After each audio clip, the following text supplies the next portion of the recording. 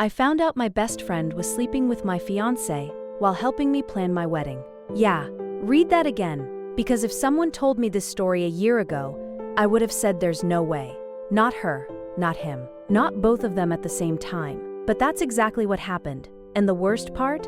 They were doing it right in front of me while I was busy picking centerpieces, tasting cakes, and thinking I was the luckiest woman alive. My name is Lena Carter, I'm 27, and at that point, I was 2 days away from marrying Ethan Cole, 29. We'd been together for 3 years. He was charming, steady, the kind of man people described as safe. You know that kind of safe that makes everyone around you relax? That was Ethan. My family loved him. My co-workers loved him. Even strangers loved him. And then there was Sophie Reyes, 26, my best friend since I was 16. She wasn't just my maid of honor, she was practically my sister. She knew everything about me, every heartbreak, every insecurity, every stupid dream I was too embarrassed to say out loud. She helped me through my parents' divorce, through bad relationships, through every major thing in my life. So when I say these two were the last people I would have ever suspected, I mean it. That week, Sophie was everywhere. At my dress fitting, on venue calls, helping with final RSVPs, fixing little wedding emergencies before I even knew they existed. She kept telling me, "Don't stress, I've got it." And I believed her. Why wouldn't I? But looking back, there were things that didn't sit right, little things. Like how Sophie always seemed to know what Ethan wanted before I did. How Ethan had suddenly become so busy with work, but somehow still had time to answer Sophie's texts about wedding details. How I'd walk into a room and the energy would shift, just for a second, like I'd interrupted something I wasn't supposed to see. Still, I pushed it down, because the alternative was insane. Before we continue, make sure you're subscribed, because what happens next changes everything. The night before my final dress fitting, I was sitting on my couch, exhausted, scrolling through last-minute wedding notes, when my phone buzzed. One message, no name attached. Check Sophie's messages with Ethan. And in that moment, everything I thought I knew about my life stopped feeling solid. I almost deleted the message. Seriously. My first reaction wasn't panic. It was annoyance. Like, who sends something like that right before a wedding? It felt cruel, petty, jealous even. I stared at the screen for a good 30 seconds, thumb hovering over delete, telling myself, this is stupid. Don't ruin your own happiness. But here's the thing. Once a thought like that gets in your head, it doesn't leave. I tried to shake it off. I really did. The next morning, I met Sophie at the bridal boutique like nothing had happened. She walked in smiling, coffee in hand, immediately launching into wedding talk like always. Okay, today is the day. Final look. No more changes after this, she said, adjusting my veil like she'd done 100 times before. And everything looked normal, but it didn't feel normal anymore. Suddenly, I was noticing things I hadn't before. The way she kept checking her phone and tilting it slightly away from me. The way she answered questions about Ethan before I even finished asking them. At one point, I casually said, I think Ethan wants a more relaxed vibe for the reception. And she immediately responded, no, he prefers structured, like the timeline we finalized. I froze for half a second. Because I hadn't told her about that conversation. That was something Ethan and I discussed privately, late at night, just a few days ago. She caught my expression and laughed it off. Oh, he mentioned it when we were texting about the seating chart. Texting about the seating chart. Right, that sat wrong. Then later, while I was in the fitting room, I overheard her laughing quietly on the phone. Not her usual laugh. Softer. Almost. Intimate. When I stepped out, she ended the call immediately. Who was that? I asked, trying to sound casual. Just a vendor, she said too quickly. A vendor? Laughing like that? That's when the message from last night came rushing back. Check Sophie's messages with Ethan. I felt ridiculous even thinking it, but at the same time, I couldn't ignore how everything suddenly felt connected. And then it got worse. My phone buzzed again. Same unknown number. Check the deleted messages. They think you won't. I looked up at Sophie, standing there, smiling at me like she always had, and for the first time in over 10 years, I didn't fully recognize her. That's when I made a decision. I needed proof. Because if this was nothing, I'd bury it and move on. But if it wasn't, the next time she put her phone down, I wasn't going to look away. I didn't expect to find anything, but I still picked up her phone. That's the part I keep replaying, because there was still a version of me, right up until that moment, that believed this was all in my head, that I was about to invade my best friend's privacy for no reason and feel horrible about it after. Sophie had left her phone on the table while she stepped away to talk to the stylist. Just sitting there, screen dark, unlocked, like the universe was testing me. I remember thinking, if you do this, there's no going back. And then I picked it up. At first, nothing. Her messages looked completely normal. Group chats, wedding notes, vendors. Even her conversation with Ethan looked harmless at a glance.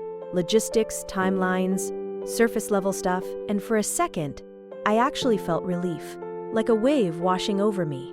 I almost laughed at myself. Wow, Lena, you really let some random text get to you. But then I remembered the second message. Check the deleted messages. My stomach dropped. I didn't even know if I'd find anything, but I checked anyway. Archived chats, hidden threads. And there it was, a conversation with no name. Just a single period. I clicked it, and everything changed. At first, it didn't even hit me. My brain couldn't process what I was seeing. Messages, lots of them. Late night timestamps. 1:13 a.m., 2:47 a.m., 3:02 a.m. Scrolling, inside jokes that didn't include me. Scrolling, plans. Same place as last time? Can't stay long, she's expecting me. My chest tightened. Scrolling, and then one message stopped me completely. Ethan, after the wedding, we'll figure it out. Sophie, she can't know. Not yet. Not if. Not maybe. Not yet. That's when it hit me all at once. This wasn't a misunderstanding. This wasn't emotional cheating or a one-time mistake. This was planned, ongoing, hidden. And they were both in on it. I kept scrolling, even though every message felt worse than the last. There were timestamps from nights Sophie was with me, messages sent while we were literally sitting together planning my wedding. She wasn't just betraying me behind my back, she was doing it right next to me. Before we continue, make sure you're subscribed, because what happens next changes everything. I put the phone down exactly where it was, hands shaking, heart pounding so loud, I thought someone might hear it. When Sophie walked back in, smiling like nothing had happened, I looked at her, and this time I knew. The question wasn't if they betrayed me. The question was, what was I going to do about it? And that's when I made the craziest decision of my life. I wasn't going to stop the wedding. I was going to let it happen. I kept scrolling, even though every message felt worse than the last. There were timestamps from nights Sophie was with me, messages sent while we were literally sitting together planning my wedding. She wasn't just betraying me behind my back, she was doing it right next to me. Before we continue, make sure you're subscribed, because what happens next changes everything. I put the phone down exactly where it was, hands shaking, heart pounding so loud, I thought someone might hear it. When Sophie walked back in, smiling like nothing had happened, I looked at her, and this time I knew. The question wasn't if they betrayed me. The question was, what was I going to do about it? And that's when I made the craziest decision of my life. I wasn't going to stop the wedding. I was going to let it happen. I kept scrolling, even though every message felt worse than the last. There were timestamps from nights Sophie was with me, messages sent while we were literally sitting together planning my wedding. She wasn't just betraying me behind my back, she was doing it right next to me. Before we continue, make sure you're subscribed, because what happens next changes everything. I put the phone down exactly where it was, hands shaking, heart pounding so loud, I thought someone might hear it. When Sophie walked back in, smiling like nothing had happened, I looked at her, and this time I knew. The question wasn't if they betrayed me. The question was, what was I going to do about it? And that's when I made the craziest decision of my life. I wasn't going to stop the wedding. I was going to let it happen. I smiled through my own wedding rehearsal, knowing exactly what they were hiding. That's not something you ever expect to say, but there I was, standing between my fiancé and my best friend, rehearsing vows, hitting marks, pretending everything was perfect, while replaying their messages in my head, every single word. You ever look at someone and feel like you're seeing a completely different person than everyone else in the room? That was me the entire time. Ethan would reach for my hand. I'd let him. Sophie would fix my dress. I'd thank her. And all I could think was, how long have you been lying to my face? But I didn't say anything. Not yet. Because I didn't want denial. I didn't want half-truths or excuses or gaslighting. I wanted them exposed in a way they couldn't talk their way out of. So I played along. The rehearsal dinner, I toasted them both, smiled, laughed, even hugged Sophie while she whispered, "I'm so happy for you." Yeah, I'll bet you were. But here's where it got even worse. Once you see it, you can't unsee it. The little things became obvious. The way Ethan glanced at Sophie when he thought no one was looking.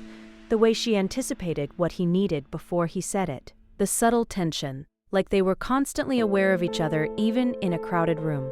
And the craziest part? They really thought they were getting away with it. So I started preparing, quietly.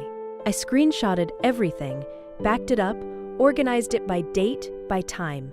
Built a timeline so clean, so clear, there would be no way to deny it. No, you're misunderstanding. No, it's not what it looks like. Because it was exactly what it looked like. Then came the wedding day. I woke up calm, not nervous, not excited. Just clear. The ceremony felt surreal. I walked down the aisle, saw Ethan standing there smiling like he hadn't betrayed me for months. Saw Sophie in the front row, holding a bouquet, looking emotional. During the vows, Ethan's voice actually shook. "I promise to always be honest with you." I almost laughed, but I didn't, because I was waiting for the moment that mattered. Before we continue, make sure you're subscribed, because what happens next changes everything. The reception started, music, laughter, drinks flowing. Everyone relaxed, celebrating. And then it was time for speeches. I stood up, took the microphone, and smiled at the room. I just want to thank someone who's been incredibly involved in this entire journey. I turned slowly, looked directly at Sophie, and honestly, I couldn't have done this without you. People smiled, a few clapped. Ethan shifted slightly, and then I pulled out my phone, connected it to the screen behind me, and said, "So I think it's only fair everyone sees just how involved you've really been." The screen lit up behind me. At first, people thought it was part of the slideshow, you know, cute couple photos, memories, maybe something sentimental. But instead, the first screenshot appeared. A message, then another, then a full conversation. You could actually feel the room shift. Confusion to silence to realization. Dates, times, receipts, not random, not messy, organized. The timeline started months before the engagement, continued through every stage of wedding planning, and led all the way up to the night before the wedding. There was no way to misunderstand it, no way to explain it away. I didn't say anything at first. I just let it play. Let them read it. Let it sink in. Then I spoke. "You didn't just lie to me," I said, looking straight at Ethan, then Sophie. "You stood next to me, helped me plan my future, while making sure it was never real." Dead silence. Sophie looked like she couldn't even process what was happening. No tears, no words, just frozen. Ethan tried to step forward. "Lena, please, I can explain." "No," I cut in immediately. Calm, firm, "You've explained enough." And that was it. Control shifted completely. Someone in the crowd muttered, "This is insane." Another person just shook their head and walked out. Then more followed. Ethan's parents didn't even look at him as they left. Sophie's sister? She stepped away from her like she didn't know her. And just like that, everything they tried to build in secret collapsed in public. Within minutes, the wedding wasn't a wedding anymore. It was over. In the days after, the fallout was brutal and very real. Friends chose sides. Most didn't choose them. Screenshots spread. People talked. Sophie lost almost every close friendship she had, including people she'd known longer than me. Ethan's reputation took a hit too. Word got back to his job.